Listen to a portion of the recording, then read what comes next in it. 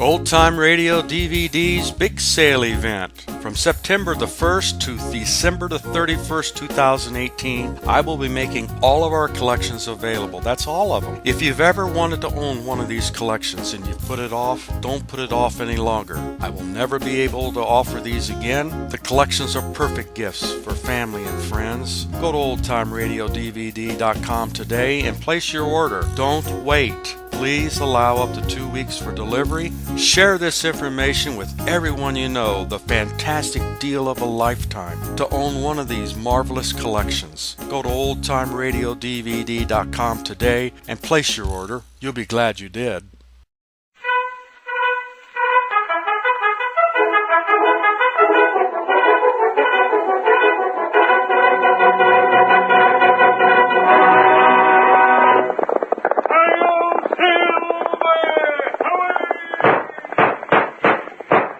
A fiery horse with the speed of light, a cloud of dust, and a hearty hi-yo Silver, the Lone Ranger.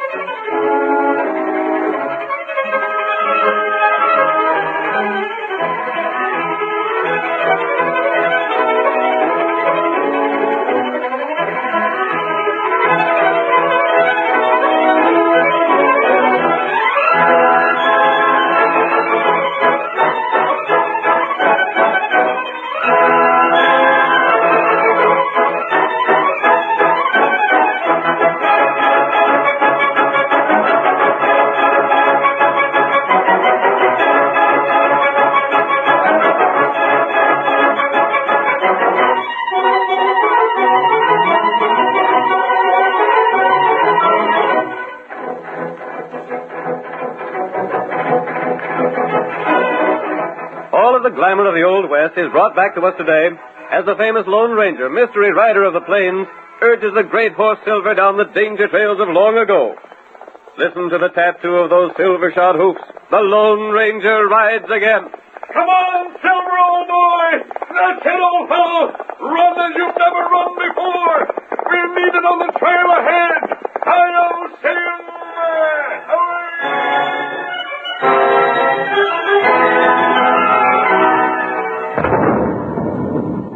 That thunder of cannons was the signal for the start of the first thrilling ride of the Pony Express in the year 1860. The route extended from Missouri to California. For 2 years, the most highly skilled young horsemen and the fastest mounts carried the mail across the country in record time. 24 hours a day, the Pony Riders urged their fleet little horses along the trail at top speed. Stations were established every few miles to furnish fresh horses for the racing riders. Our story begins as we see a foam-flecked horse pull to a stop at the end of his run. Oh, my. There he is, just on time. Slap that saddle on a fresh horse and let me be on my way. I'm out to make a record. Bill Cody just passed here in the eastbound run. I'll beat his time if I have to break my neck trying. Want some hot coffee? Not this time. Hurry up with that saddle. Cinch it up tight there. I got some important papers this trip. Yeah? What are they? I don't know. Something for Silver Gulch. This particular load's just got to get through fast. Sam takes the mail from you at the next station, don't he? Yeah. What's taking you so long about that horse? Hurry up there. Watch out for engines ahead. I'm watching all the time. Your horse is ready? That's the ticket. Well, I'm on my way. Hup, get on there, boy.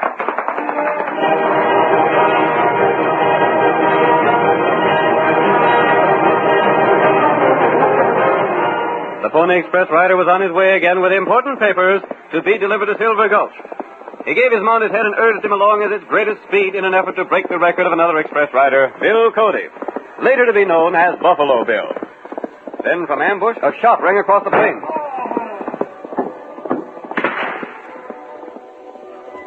The Pony Express rider fell headlong from his horse while the animal continued down the trail alone. In the meantime, the Lone Ranger and his faithful Indian companion Tonto had made their camp along the route at a point several miles beyond the spot where the express rider had been ambushed. As the riderless horse flashed past them, they ran out on the trail looking for some explanation. That pony rider horse. But where's the rider? Me not know. Maybe him fall off. The pony riders don't fall off their horses, Tonto. That's right. And that horse isn't running away. It's galloping right along the regular trail. Something's happened. Maybe that's right. Here, Silver. What you do, huh? It's about 8 miles to the station where the horses are changed. We're going back there, Tonto, and see what's happened to the pony rider. And that's good. When anyone interferes with the mail, it's something serious. You think someone do something? The only way to get a pony rider from his horse is to shoot him off. Yep. Come with me, Tonto. Tonto, ready. Come on, Silver.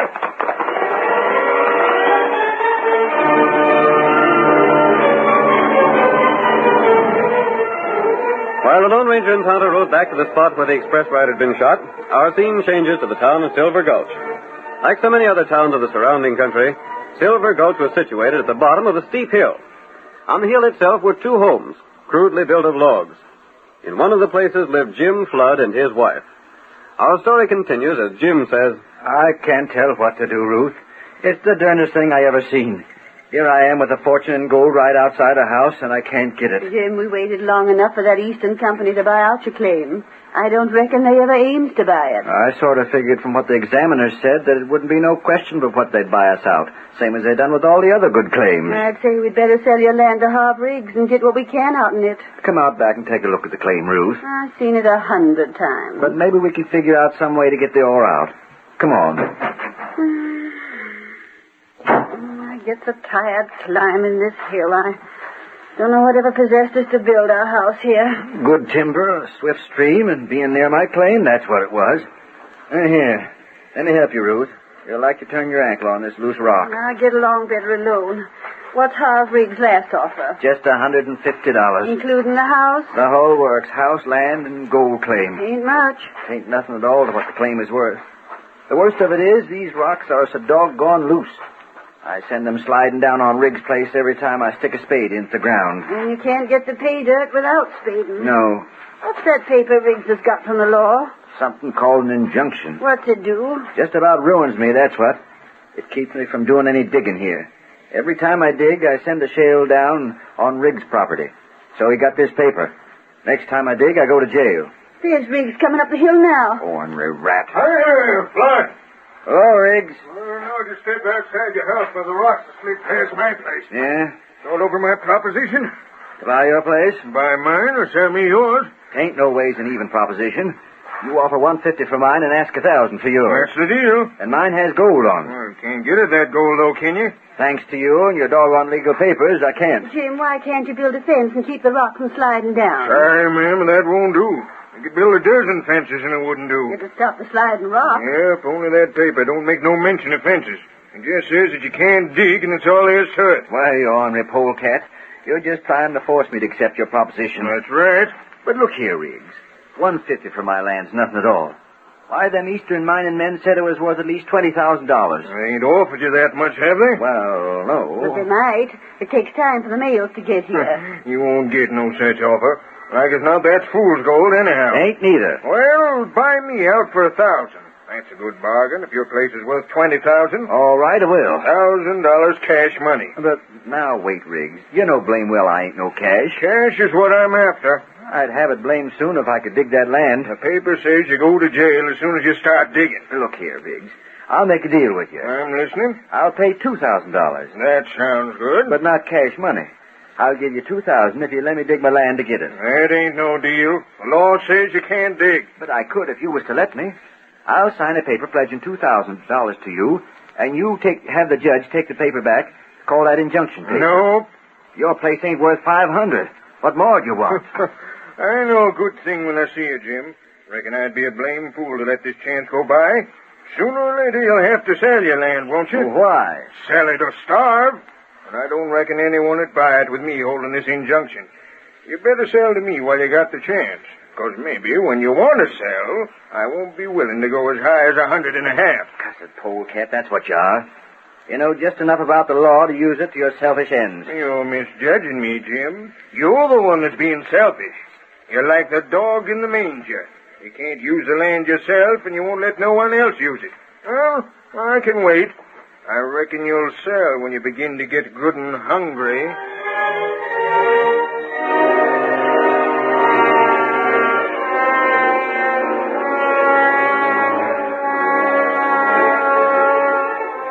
Several days went by. Jim Flood, unable to sell to the Eastern Syndicate and unwilling to sell to Riggs, began to feel the pinch of poverty. As our next scene opens, we see him in the Silver Glove Cafe and watch him as he approaches the bartender. If you'd just let me have a little more credit, Steve. I'd like you, Jim, but you already owe a sizable amount here. But it's grub I want. Victuals tain't liquor. Don't you see? Food costs money, Jim. I'm afraid your credit here's plumb wore out. You won't give me none, Steve? Reckon not. You ain't heard from that Eastern company, have you? No, not yet. Well, I didn't figure you would. Riggs was talking about the fool's gold you thought was genuine. Riggs, that ornery. He says that you never'd hear from that company. Says we'd be foolish to let you have more credit. We never'll get our money. Riggs is trying to make me sell out to him. That's why he's saying them things. Well, maybe you better had sell out. For $150? Oh, Steve, you know what my place is worth. Well, it ain't worth much if it's got fool's gold on it. Let me tell you something, Jim Flood. Yeah? If you don't sell out pretty quick, me and Sam over in the general store is going to have to go to law. I suppose that's Riggs' suggestion, too. Well, it's a good one. You owe us both considerable money. It's up to us to get it. We can force you to sell out if we have to. Pardon me. Oh, yeah. What'll it be, stranger? I happen to overhear you two talking. I reckon we was talking a little too loud. Who is this man, Riggs? What do you want to know for? Who is he? He lives up on the hill a ways, just below my house. I've heard something about the situation on that hill. Your name is Flood, isn't it? That's right. What's your handle, stranger? Suppose you call me friend. Friend? Huh. Reckon that's one thing I ain't got right now. Flood, if you'll sit over here at the corner table with me, I'll stake you to a meal. Thanks, stranger. It ain't so much that I'm hungry, it's the missus, my wife. She's home. When you go home, you'll take food to her, Flood. I ain't taking charity from no stranger. You're looking for word from the East, aren't you? Yeah. Hey, stranger, you sort of talk like an Easterner.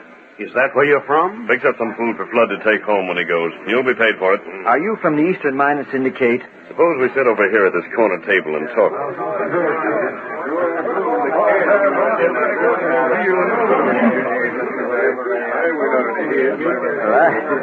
I don't know when food ever tasted better, stranger. Tell me more about this letter you've been looking for. Seeing as you ain't from the mining company, I reckon I ain't looking for no letter. Just what was it to be? Well, I reckon there ain't no use talking about it now. I sort of hoped I might get an offer for my land. I can't work it on account of its being on a hill, and the stone falls down on Riggs' land. I heard about that.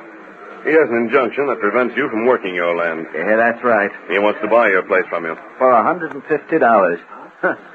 That ain't very much, but I expect I'll soon have to sell to him. Suppose the Eastern Company did buy the land. Shucks, they'd be able to rake up the cash and pay Riggs what he wants for his place and work the claim. But you can't pay the cash, huh? Gosh, no.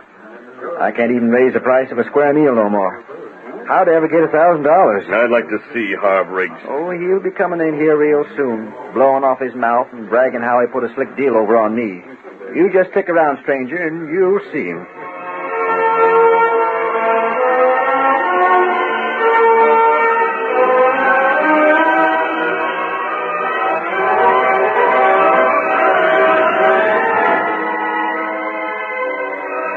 The Lone Ranger gave food to Jim Flood and loaned him money. Then, covering his disguised face with his mask, he left town and rode to the small, well-concealed camp where Tonto waited for him. Oh, there, fella. You fine feller? Yes, Tonto. I found Jim Flood in the cafe. Oh. What him like? He's all right, Tonto. And he's up against hard luck, mighty hard. Oh? I also saw Harv Riggs. That good. He came in before I left. Him feller you want? Yes, Tonto. He's the fellow the Pony Rider described to us. Him feller who shoot Pony Rider? Tonto, Harv Riggs is our man. How you prove that? With the Pony Rider dead, I don't see how we can prove that Harv Riggs is the one who stole the mail. Unless we succeed in the plan I have in mind. What? That? The Pony Rider told us Riggs stole one letter from the mailbag. Then him leave Pony Rider. He left the rest of the mail as it was, strapped to the back of the rider. They looked like Indians had done the killing. I think the paper Riggs stole was an offer from the East to buy Jim Flood's claim. What we do? Unless Flood has that paper, he'll sell out for practically nothing. And Riggs will sell to the Eastern Corporation. I want to find that paper, Tonto. Must be someplace in Harv Riggs' house. You'll have to go there tonight and search the place. Me do. We'll watch. You go in when Riggs leaves. And when we've got the paper, Tonto, we're going to stake a claim of our own. We'll stake it on that same hill, higher up than Jigden Flood's place.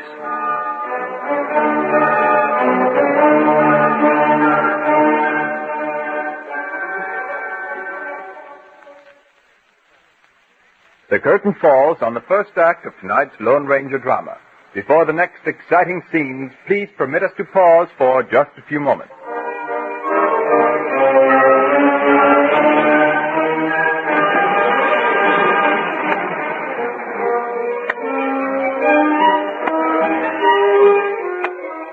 Now to continue our story.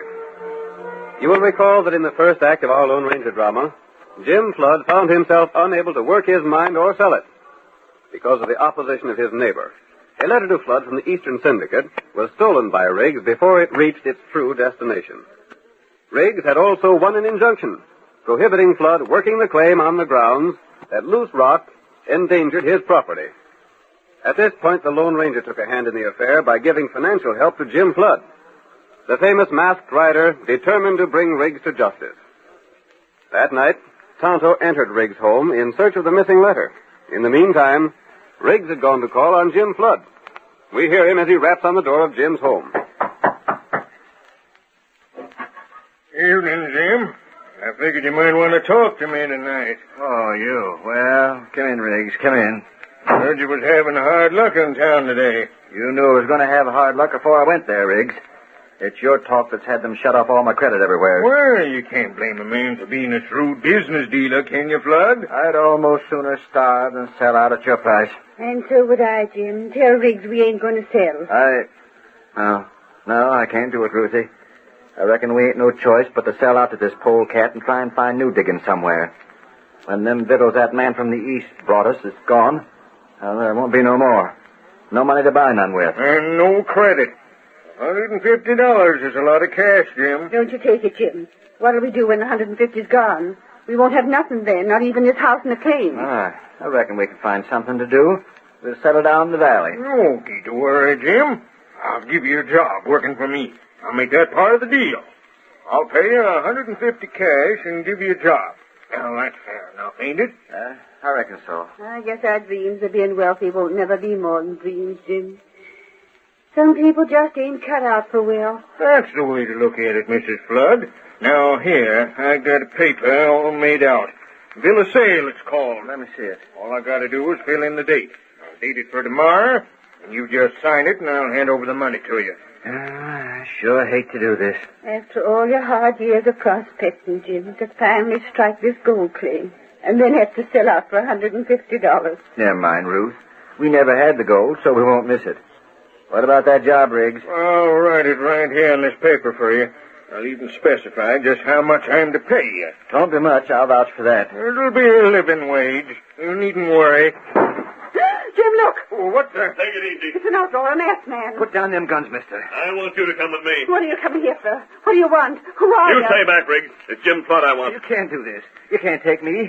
I ain't got nothing to say. Hurry, Flood. I'm waiting. Don't try to draw that gun. All right, mister. Showing good sense, Jim, and coming without a struggle. All right, struggling now. Riggs, don't let him take Jim. Stop him somehow. Stop him. I don't know anything I could have done. He's captured Jim. He's run off with him. Is this more of your ornery scheming? There they go. Look, the outlaw's carrying Jim on that white horse. Land's sakes, they'll break their necks riding down the hill at that speed. Ain't no use me going after him. But you can get to town, can't you? Hurry up and get the sheriff. There ain't no telling what'll happen to Jim.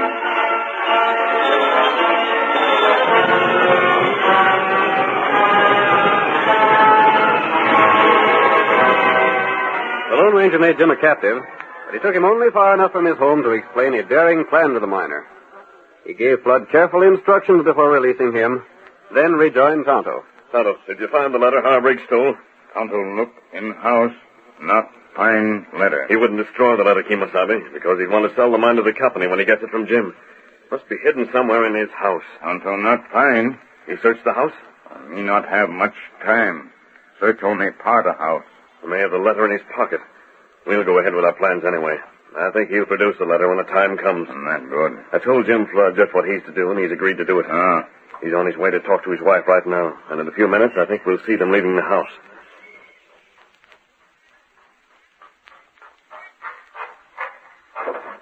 Come on, Ruth.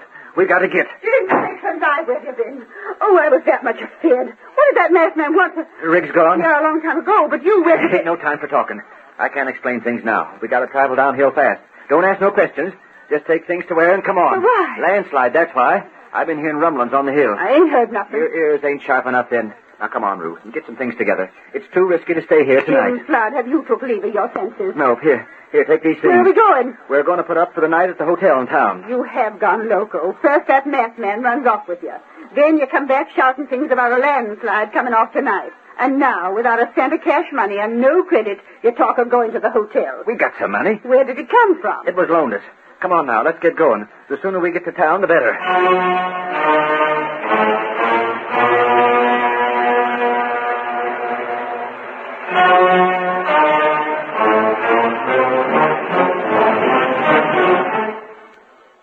The Lone Ranger and Tonto were outside Jim's home, waiting in the darkness, until the sound of falling stones told them of the departure of Flood and his wife. Then the masked man spoke. They're on their way downhill now, Tonto.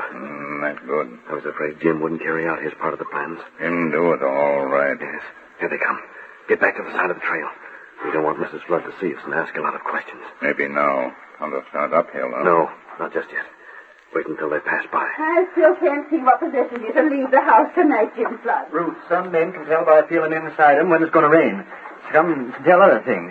But me, I can tell there's a landslide due before morning, and I ain't going to stay on this hill and get catched in it. Well, you can tell a blade fight more than I can. That's all I got to say. Now, Tonto, he's trying up the hill. Get everything ready. Now, wait till Jim Flood gets to town before I ride in with the exciting news. Everyone will laugh at Flood when he tells them there's a landslide due. Maybe them laughed too soon. Yes, they'll be sorry that they laughed. Where do you feel the landslide? In your bones, Jim? All right, Dad. That's a lot of you. Go on and laugh. Boys, he invites us to laugh. Free of charge.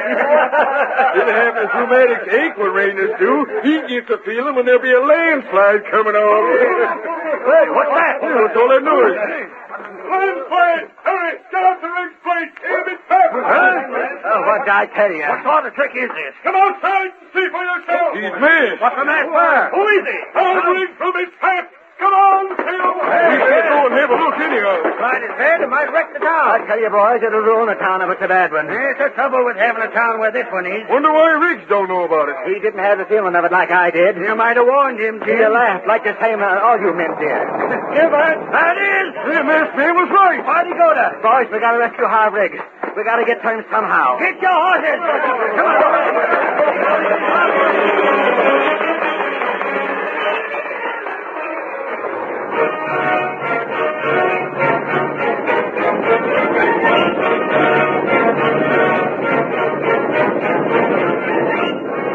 The men of Silver Gulch learned to their alarm that a landslide had actually started.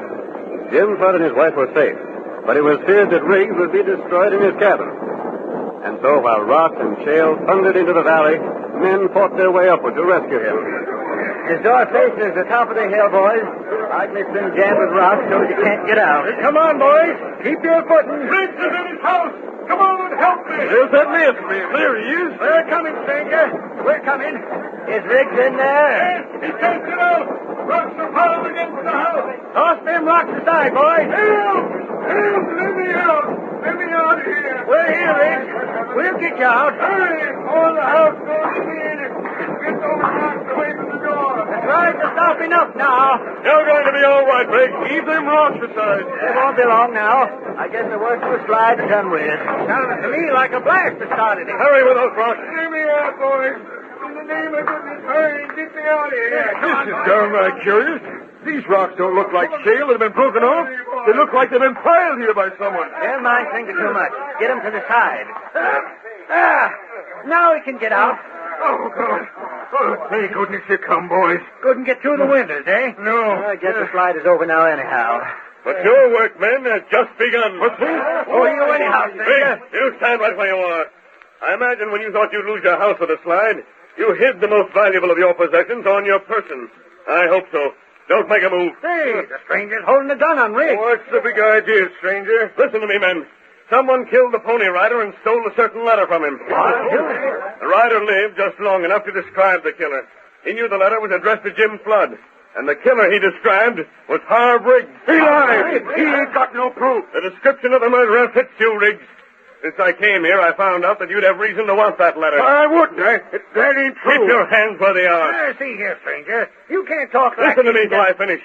The letter to Jim Flood was one he was expecting from an Eastern mining syndicate. I thought I'd get an offer to buy my place, you see, gents. Well, Riggs knowed that, and he didn't want me to get that offer. He figured to force me to sell out to him, and then he'd sell to the Eastern people. Well, it's nothing but a pack of lies. It ain't true. It can easily be proved. Riggs, if you didn't steal that letter, you wouldn't have it now. I ain't. Stand still, Riggs. You're going to be searched. I won't submit to this. It's an insult. I'll take you to court. We'll hold court right here. That whole landslide was staged for your benefit. Rocks were piled against your house so you couldn't get out. Take your hands off me. Stand still and let me see about that letter. Here's something. Hold the lantern close. I don't know nothing about that. I didn't put it there. I don't know how it got in my pocket. Here, Jim, this is yours. My letter, sakes alive. How'd you get it, Riggs, if you didn't do what the masked man said? Jim Flood must have stuck it in my pocket. Boys, this offers me 5,000 cash and half interest in the mine for my claim. I'm going to be rich. You frame me. Shut up, Riggs. Why should Jim Flood try to frame you by putting that letter in your clothes? That letter makes him a rich man. Stranger, we sure want to thank you. Get that masked man. How do you know he ain't the killer? Maybe he's just trying to frame me for what he done. We don't want him, Riggs. We got you.